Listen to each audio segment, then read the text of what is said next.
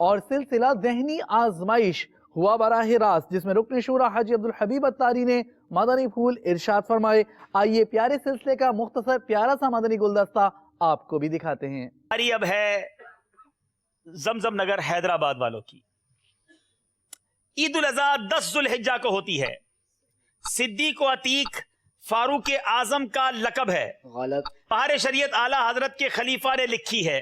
صحیح۔ ذوالحجۃ الحرام آخری اسلامی مہینہ ہے۔ صحیح۔ دعوت اسلامی کی اصطلاح میں فاروق نگر لاڑکانہ کو کہا جاتا ہے۔ صحیح۔ جناب 5 سوال ہے، دیکھنا یہ ہے کتنے صحیح جواب دیے ہیں۔ مل کر پڑھیں گے درود پاک صلی اللہ علیہ۔ 5 کے 5 صحیح جواب دے دیے ہیں۔ اللہ امیزنگ جناب۔ اب دیکھنا یہ ہے آخری باری ہے۔ ملتان والوں کو اگر ٹائی کرنا ہے تو 5 صحیح جواب دینے ہوں گے۔ ایک بھی غلطی مقابلے سے انہیں پیچھے کر دے گی۔ غیبت کی تباہ کاریہ کتاب امیر اہل سنت نے تحریر فرمائی ہے۔ ذوالنورین حضرت علی کا لقب نہیں ہے۔ صحیح۔ احیاء العلوم امام اعظم کی مشہور کتاب ہے۔ غلط۔ اعلیٰ حضرت کا مزار اجمیر شریف میں ہے۔ غلط۔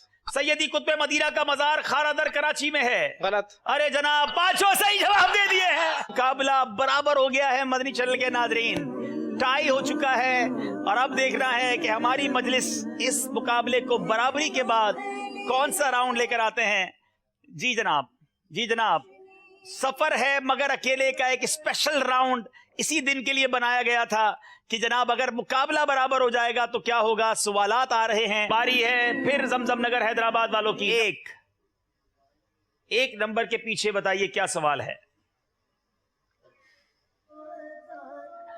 سب سے پہلے رسول کون ہیں؟ آدم علیہ السلام۔ آپ نے کہا حضرت آدم علیہ السلام، جواب درست دے دیا ہے۔ پھر ملتان والوں کی باری ہے، اگر مقابلے میں پھر آنا ہے تو پھر جواب صحیح دینا ہوگا۔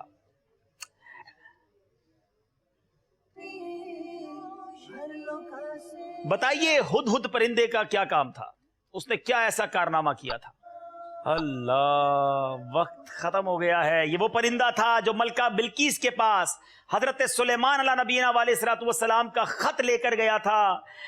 بہت زبردست مقابلے کے بعد زمزم نگر حیدرآباد والے آگے بڑھ گئے ہیں اور مدینۃ الاولیاء ملتان والے کچھ پیچھے رہے ہیں۔ گھبرائیے نہیں، آپ کی ٹیم بڑی مضبوط ہے اور پھر آگے جا کر آپ کو موقع ملے گا۔ دیکھ لو